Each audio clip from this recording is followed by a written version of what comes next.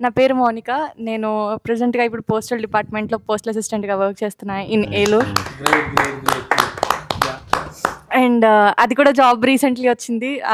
అంతకంటే ముందు చందు అన్న దగ్గరే ఉండి తన స్ట్రగుల్స్ అన్నీ చూస్తూ అసలు ఎవ్రీడే మేమిద్దరమే ట్రావెల్ చేసేవాళ్ళం. ఎక్కడికి ట్రావెల్ చేసినా ఇంకా మేమిద్దరం వచ్చి అమ్మ దగ్గర కూర్చొని మాట్లాడుకోవడం. ఆ డే అంతా అలా గడిచిపోయేది. ఎన్ని డేస్ గడిచిపోయాయో నాకు తెలీదు. అండ్ లిటరల్లీ సినిమా స్టార్టింగ్ నుంచి ఉన్నావు కదా మనం. అవును.